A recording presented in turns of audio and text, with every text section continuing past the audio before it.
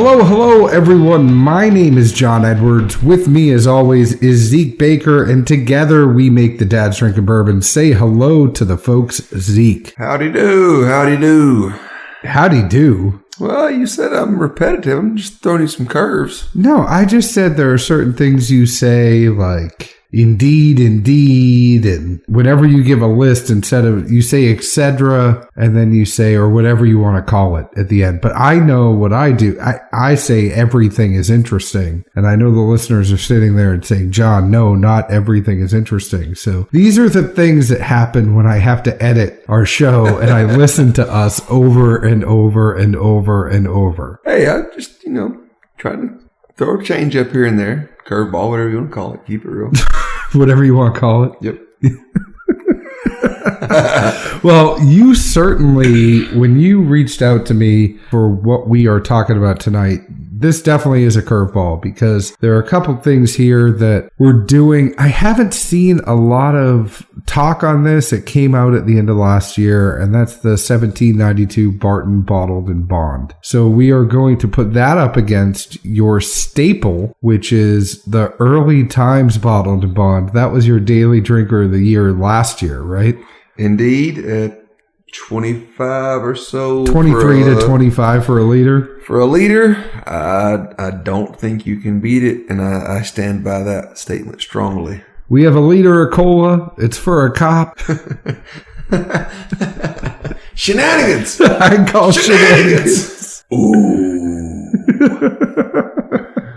But we are going to put these together in a side-by-side tonight. So the curveball that you threw at me today, we may or may not be going on a 1792 foolproof pick if it works out. But one of the things that we were talking about is that we don't see a lot of variance between the 1792 foolproof picks. That's not a knock on anybody that is picking them. And it's one of those things that kind of makes us think, what is Barton doing that is keeping the flavor the same with all of their stuff? If you think about their rickhouses, all their rickhouses are going to be different levels. There could be multiple levels. And as we learned in talking to Al Young, their rickhouse could be 6 stories high. Four Roses is only 1. How are they keeping that taste profile so similar between the different levels of those rickhouses in those 1792 foolproof picks? Yeah, definitely right there with you, especially if you really, extrapolate and factor in, how many stores had a foolproof pick in 2017? I never saw it confirmed. It's probably one of those things you really can't get in writing, but plenty of folks all pretty much insinuated their sales of 1792 would be directly linked to how much of an allocation they received from Sazerac Buffalo Trace parent company. That and Wheatley vodka. That's the one that everybody had end caps and displays of Wheatley vodka in the store. Like I said, for a pick, and granted, neither of us had ever had any of them that I'm aware of, even offline, in a side by side or head to head, however you want to look at it. Retrospectively, we also thought, man, those have always been really good mainstay picks, but equally, neither of us, at least that I know of, had one that jumped out as, man, that was the one to have. Well, and it's one of those things with those, it's, they're going to come in at $50. They are going to come in and be good. I've never had a 1792 foolproof pick that I absolutely said, wow, I really dislike this. So I think when we explore this tonight, we're going to find what the trends are. There might be some things that are similar. There might be some things that are different. We might find some unique trends. It's all in the experiment, right? We are scientists. Here, we have an experiment, we have a hypothesis, we're going to put these together. We think that these are pretty much going to taste the same. I've never seen a lot of variance in this, but tonight we're going to put it to the test. Yeah, like I say, we never, at least, I don't think either one of us ever sat there and run through a blind of them. So were we not paying attention, or were we just enjoying very similar single barrels over and over? Well, the funny thing about this one, and I said to you, I have no idea how we're going to do this blind. It's not necessarily that we're trying to pick out which store pick is which one.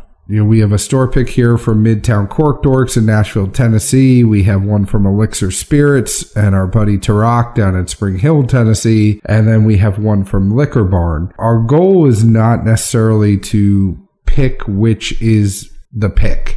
You know, if we're going to sit here and nitpick and say, you know, Zeke, you tell me which one the elixir pick is, there's no way we're going to be able to do that. But what we're going to do is we're going to have these blind. We're going to make some tasting notes. We're going to rank them. Then we will tell each other which one is which after we get kind of the ranking out there. And then we'll talk about what differences we found between these, if any. I mean, that sounds like the most fair way to do it, right? Yeah, I'm on board there. Like John said, we're not trying to pick a winner by any means. It's really just see, you know, on a larger scale, how much these picks can vary, you know, especially in today's markets where certain picks, certain stores, certain names, they really pull a lot of extra weight. And not a knock, but in this case, are they really putting out a consistent product even for a pick? So before we even get to that, did you have a good week? I haven't asked you. I don't remember the week. What was it? I don't know. Chased the kid, I'm sure, a few times. I don't know of anything monumentous. Did I tell you anything monumentous I did? No. No, I was just checking. I mean, I was being polite before we just dove right in here. But let's dive in here. We're going to fast forward the tape a little bit like we always do so Zeke and I can taste all of these 5 different pours. And then we'll come back to you with the results. So, Zeke, play that beautiful bean footage. Bum, ba-dum, bum, bum, bum, bum, bum, bum, bum, bum. And we're back. That was a lot of pours, Zeke. We had 5 different pours there. We had the 1792 bottled in bond, the Early Times bottled in bond, and 3 store picks of 1792 full proof. This 1792 bottle and bond, there was one batch that was released in the fall of 2017. There's going to be another batch that's released every fall from here on out. So it's weird because it's kind of an allocated bottled and bond. It's not a readily available bottled and bond. It is going to have a lower allocation than some of these other bottle and bonds, but you will find it in Tennessee. That's the one difference there. Comes in at the high 30s, low 40s. I've seen it anywhere from 36 to 45. Of course, being a bottle and bond, you know it's 100 proof, 50% ABV. This one, the mash is not disclosed, but they think the rye is somewhere between 15 to 25% rye. This one is more of a higher rye mash bottled and bond. I think that's evident. We'll get into the tasting notes, but I think that's evident in the tasting notes that it is a little bit of a higher rye. The Early Times bottled and bond, you can find this in Kentucky, Ohio, Indiana, Illinois, Michigan, and Oregon. It is $23 for a liter. You might pay $25. It's, you know, plus or minus a few dollars there. This is age stated at 4 years, where the 1792 is not, of course, being bottled and bond. It's 100 proof, 50% ABV. And we did put these in a side-by-side. It was not a blind. So we did put these next to each other. The reason we did not do a blind on this one, in full disclosure, is that Zeke can easily point out that Early Times. He's had so much of it that it just wouldn't be right. I would be starting at a disadvantage if I tried to go up against him in this Early Times, because he would know what it was. So we did these on a side-by-side. Zeke, why don't you lead us off? Tell me what you got on both of these. Can do, will do, but also, even though the 1792 doesn't disclose an age statement to be bottled and bond, it has to be at least 4 years old, correct? Yes, sir. Sorry. John's more of the, he handles that stuff better than I do. But you're learning stuff. I'm very proud of you. Hey, take a horse to water. Yes, and you can make it drink, too, if you're one of the dads drinking bourbon. As long as that water's bourbon. Let's see, for pour 1, thought the nose was very sweet, somewhere between a blend of bananas Foster and banana pudding. I would equate that to just the, alcohol singe coming off of there. Inversely, you can tell me which one it was. It was a side-by-side. I really didn't know. I didn't pour your drinks. I know, I wasn't paying attention. So do you know which one was in each glass?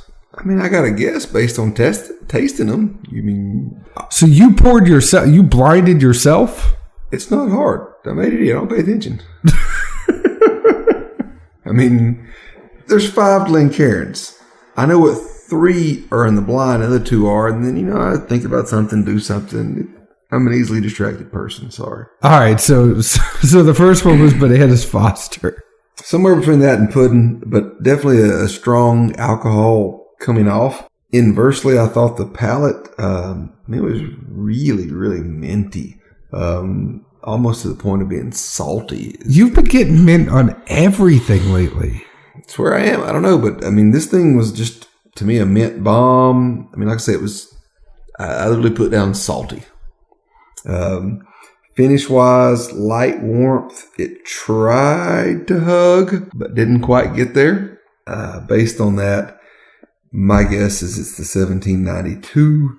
My only random thought would be, when John and I have talked offline about things, I really almost like the 1792 high rye more than I like full proof at times. To me, it's a more enjoyable pour. And so for this to be a higher rye content supposedly, yet be not in my wheelhouse, I'm a little confused. Is what it is. Won't be the first time, won't be the last. For the second pour, again, a very sweet nose.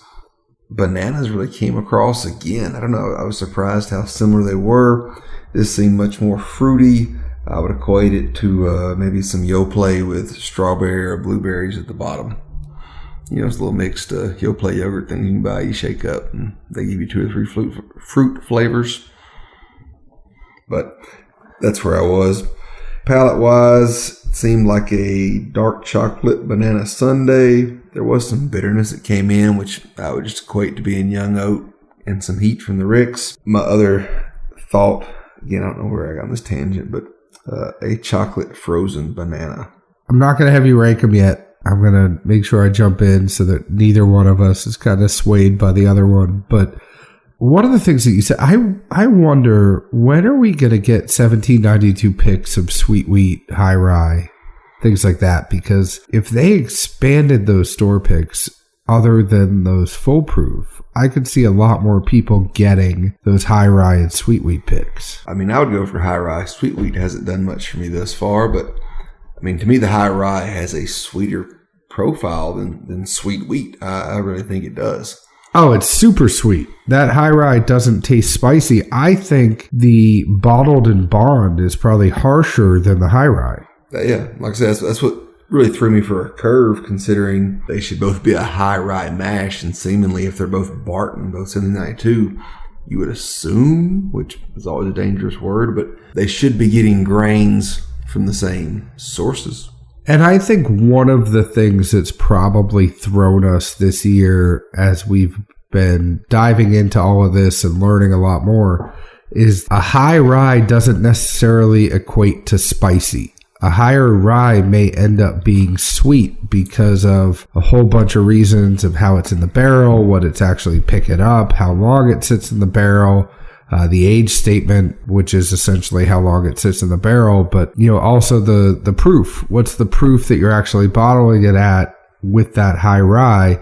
If you look at the Bell meads that we've had that have that 36% rye mash, but they're 11 years at least and higher in proof, those have turned out being really sweet. I know, and not to peel back the curtain too much, but I know, Zeke, you've had some Willets that are high rye, and they almost taste a little bit like Weeders. Yeah, it's really all over the place, and we haven't figured out where we want to materialize a show or shows out of this yet, but it's probably at the top of our intrigueness is really trying to learn more about rye and even where it's sourced, what flavor profiles, regional differences can bring. And at this point, I really think it's possibly the most phenomenal grain that can be used, depending on what you know about it, where you get it from, and how you incorporate it with everything else, that's going in there. Like John kind of alluded to, we've talked about it, and we're working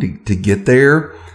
We just need to get everything lined up and have enough sources to where we're comfortable on showing some nice regional variances and different products across different areas. And Drew Colesveen, if you're listening, we'd love to sit there with you and talk about it, because I think you might have a point of view on it that we'd like to figure out. But it's funny because somebody came to me about 4 or 5 years ago and said rye is going to be the new bourbon. And I said, I don't know. I mean, bourbon's always going to be bourbon. And they said, no, the next big thing is going to be rye. And I think they were almost mistaken, because that rye boom was already really brewing at that point.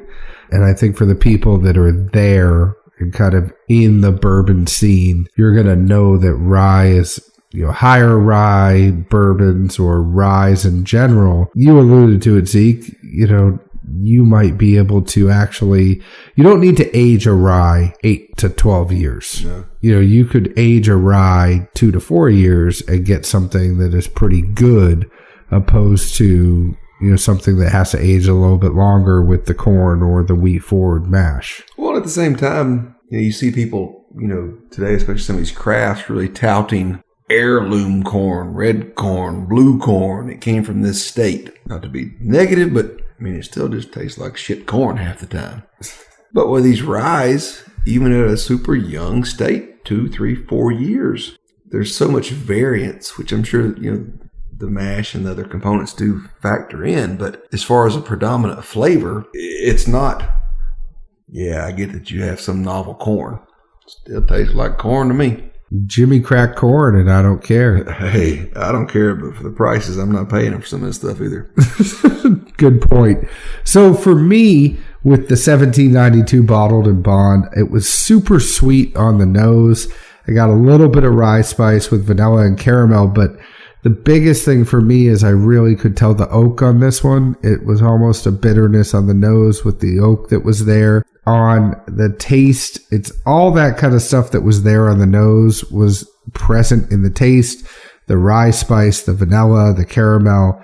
But the oak was really apparent on the taste with that spice. I mean, the two biggest words I put down when I was looking at my tasting notes, oak and spicy. The finish, I think, was medium. It left you. It wasn't really thick, I think, with this one. It wasn't anything that kind of coated your mouth, but you were left with a little bit of a spicy oak aftertaste. The Early Times bottled and bond. On the nose, I got baking spice, warm, citrus, a little bit of dark fruit on that nose. Caramel, cinnamon, chocolate candy on my taste. It was that signature Brown-Forman taste to me, the nougat, almost the Heath bar, with some dark fruit put in there. And then I could also taste the oak on this one. It just wasn't as prevalent as the 1792 for me. The finish on this, it was slightly spicy, but a warm finish. None of these were going to come up and really knock you over and give you that big hug, but I did feel a little bit of that warmth on the finish, and it lingered a good amount of time. Which one did you like better? Honestly, I went into this with an open mind as I do anything else, but $25 for a liter, you can't beat the Early Times. And I don't know, I almost feel like I need to get an early Kyler endorsement out of this if I can. Well, I have to agree with you. It doesn't happen very often, but I really enjoyed that Early Times. I think it was the dark fruit. It's one of them is going to affect your spice senses a little bit more, and if you like something that's a little bit spicier, I think you might enjoy that 1792 bottled and bond a little bit more than you would the Early Times. But for me, I love that, that chocolate, the candy bar, the toffee to it, the Heath bar. I really enjoy that a little bit more than, and maybe the 1792 tasted a little bit thinner to me. Wasn't a terrible bourbon at all. I'm not going to say it's the worst thing ever. I think when you have a, high 30s to $45 bottled and bond, when you could go get Heaven Hill for $11 to $15 and you could get a liter of Early Times for $20, you have to bring it if you're in that kind of mid-tier category. You're not a Toyota Corolla, but you might be a Camry, and you have to have the amenities that a Camry is going to deserve with that higher price tag. Well, and, profile-wise, too, you've got the Heaven Hill, that's your peanut brittle. Early Times, Brown-Forman, more darker chocolatey, which is some oak, obviously with the bitterness, but at the same time, that's two of what most people gravitate to. Exactly. I don't know of anyone that's jumping up saying, I want a rye spice that sends a shit out of my tongue. But it's good. I mean, it's not, if you're feeling that spiciness, it's good. I just don't think it's the bottled and bond I would go to first. No, it almost would fall in a mixer for me. Like Al Young said, it would make a great Manhattan. Yeah. That kind of goes. It was, by the way, we should mention a couple days ago, we were late to the party. It was Bottled and Bond Day. So this is something that that's one of the reasons that we kind of looked at these bottle and bonds, that we had the 1792. We realized we hadn't done anything with it yet. But let's move on here to the 1792 Full Proof. Now, 1792 Full Proof is 125 proof, 62.5% ABV. Zeke, you might be asking me, you might say, John, why is this coming in at 125 proof? And I would say, Zeke, that's because it was the original barrel entry proof. So this bourbon is coming out the same way it went in. Undisclosed mash bill, but the rumors that are out there is that this is 75% corn, 15% rye, 10% malted barley. It is non-age stated, but it is thought that it is at least 8.5 years old. 8.5, huh? Yeah, 8.5. Pretty approximate for rumors. We are being very scientific and approximate in here. So we tried 3 of these. I'm always going to let you go first. Well, which I don't know, if you don't know the answer, sorry for teeing it up. But I swear I've seen something to where the reason they go with full proof and that being the entry proof is there's an extra tax or something if you bottle it at a higher number. I think I heard this when I was at the Knob Creek pick with Elixir recently, and that's why they keep all the Knob Creek still at the 120, even for a single barrel, small batch, is just simply because of taxation there or some rule change. Well, it technically isn't bourbon if it enters the barrel over 125. Well, no, it wasn't entry, it was coming out. Okay. Well, the barrel entry proof can't exceed 125. And then you can't have bourbon that is ever over 160. Yeah, but I think what comes out a lot of these is in that range. I mean, those Knob Creeks were 135 to barely still above 120. Some nuance as to why you would leave something there, especially between two, different distilleries. I don't know. Like I say, I lean on you for that knowledge. Yeah, the bourbon can't go in the barrel over 125. That's why Four Roses puts those at 120. If you look at something like Peerless, that even though it's a rye, their barrel entry proof is 107. It just means that they have to split it with water beforehand. So it's not something they're doing after the juice is aged. It's they're kind of splitting it up before they even put it in the barrel. So it's a different taste profile on those different barrel entry proofs. Four Roses feels like theirs is dialed in at 120. It's something I wish we almost asked Al Young when we had him on. That would have been a great question. I wish we thought of it, but I'm sure we will be able to talk to him again at some point. We'd love to have him on again. And thank you again if you're listening, Mr. Young, for coming on with us. But I didn't really find a lot of variance here. Did you? I mean, I found it subjectively going between the 3 and a side-by-side, but not as much as, say, we were at a tasting with friends and, you're moving around just taking nips of various things. I don't think it would be enough to be overly subjective, which I think we both have notes, at least, if we want to go there. Yeah, get into your notes. Tell me your notes. First one I had, it was a quotations mark hot dark chocolate. And then essentially the hot, obviously the alcohol. Palate-wise, dark fruit, but bitters overwhelmed. Sweetness, finish was more singe than flavor. 2, nose was fainter, but sweeter than 1. I really had trouble getting a nose on almost any of these. I'm not sure about you, but surprisingly, even at 125, I expected more of some fragrance or flavor out of the vapor. Palate for that one, it was creamier, but also I felt more bitter than the first one, which was somewhat of a curve. Finish wise, it had some bitterness to it for sure.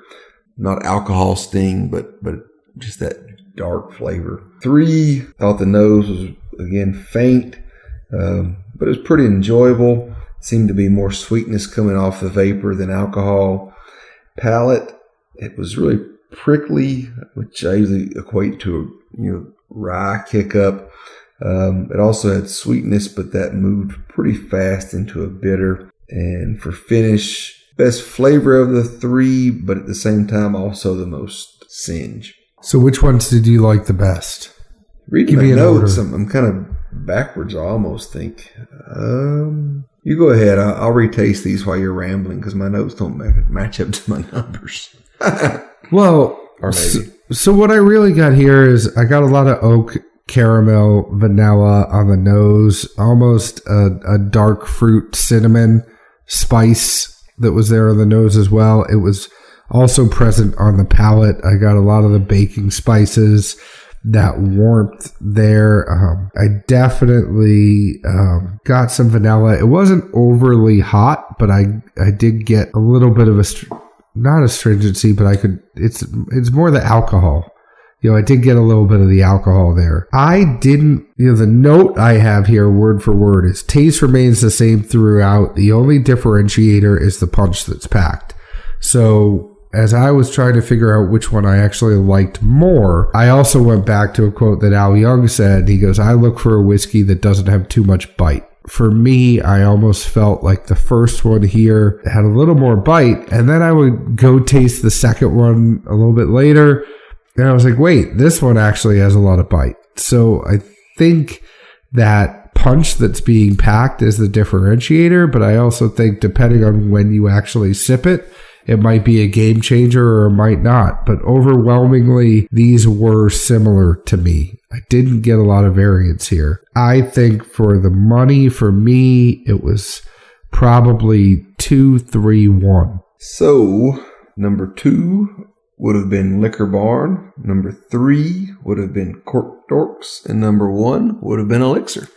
And it was funny because that's one of the things I mentioned, that I thought 1 had the most bite. And then when I sipped it again, I thought 2 had the most bite. And eventually they all kind of blended to be the same for me. And I just went with my original gut. But it was very fluid. I don't think there is a clear winner and a clear loser here.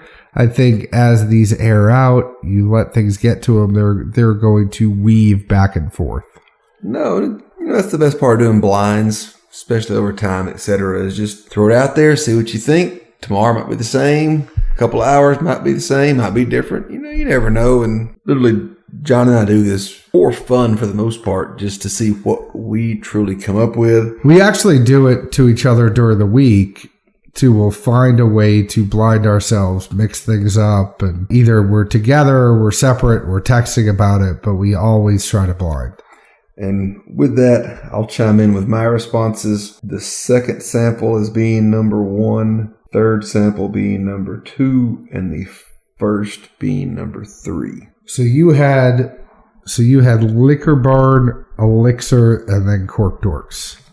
Interesting. So surprisingly, we did both think that the Liquor Barn stood out more than the other 2. Obviously, 2 and 3 varied a good bit. And as John said, there's no prized pig here. It's not like some other picks we've had where some things were just day and night difference. They're all good. And as John has just mingled what remnants he had from his 3 into a Glencairn small batch. I am now a master blender. Does it taste any different, though? Well, here, no. You keep your... Oh, I was going to say, keep one of them, and I'm going to pour this into one of your glasses. Oh.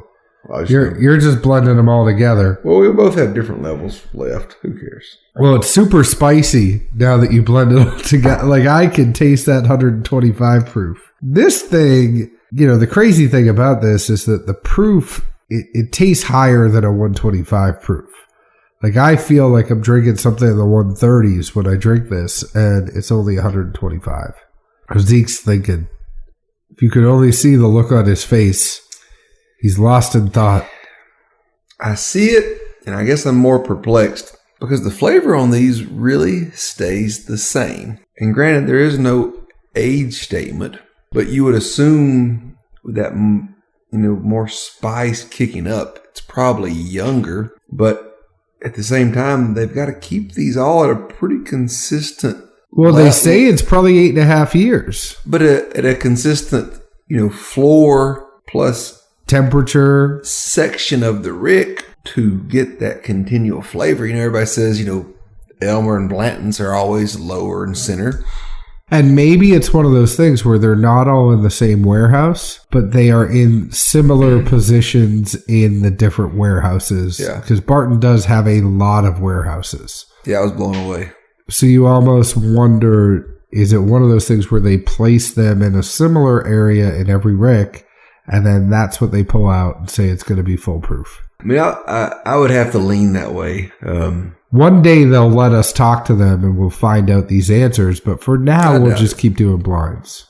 Granted, the folks in the gift shop when I was there were really nice. Well, Susie there is one of the best tour guides. But I don't know if they'll give us full answers, John. I think you might be expecting a little too much. Or they might give us some answers off the record so that we know and everybody else is on a need-to-know basis. But speaking of need to know, Zeke, what did you think the people need to know between that Bottled and Bond 1792 and the Early Times? Which one would you pick over the other? I think we pretty much talked about this, but let's give our thesis statement at the end. Perfect. I like it. We have been known to somewhat omit these things unintentionally. Bottled and Bond wise, I still stand by my lone horse, Early Times. I mean, for the price, I know the availability is limited, but there seems to be enough out there where hopefully you have some friend or friends that can get you one for cost. $25 for a liter. I really don't think you'll be upset unless you just flat out don't like the Brown-Forman profile. $17.92 for its price point in the marketplace. If it's going to be a yearly release, then there's going to be a lot of variants and laser codes sitting on people's shelves, I'm afraid.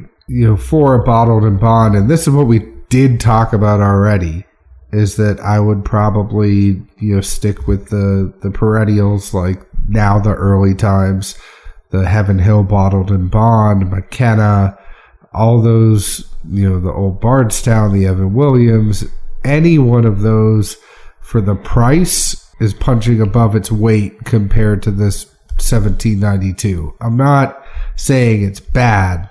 I'm just saying if I'm going to spend $40 opposed to $11 and have an age-stated 6-year-old Bottled and Bond, I'm going to do that. Yeah, it's definitely overdressed for the event. And I think with these 1792 foolproof picks at $50, I can't tell you to pick one pick over the other. They're all good. It's all a bottle that I don't mind having in the house, and I have multiple bottles of 1792 full in the house. So that's kind of where I stand. I think it's really good at $50. You're going to get those solid store picks in a Four Roses pick, a Knob Creek store pick, and a 1792 full pick at that price point. Couldn't agree more.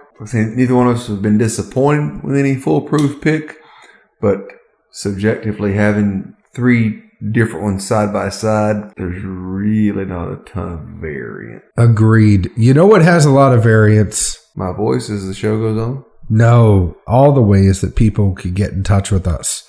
So download our podcast. I want to remind you we are now on Spotify and iHeartRadio.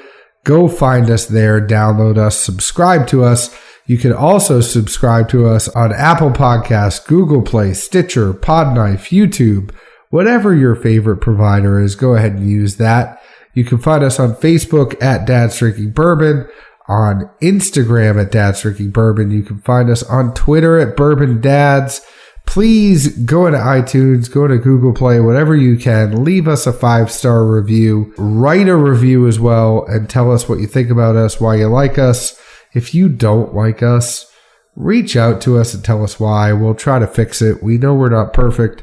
We're doing this more for the fun of it. So if for whatever reason it's not fun to you, reach out to us. Let us know. We'll fix it. But Zeke, where else can the folks find us? Go Music City, USA.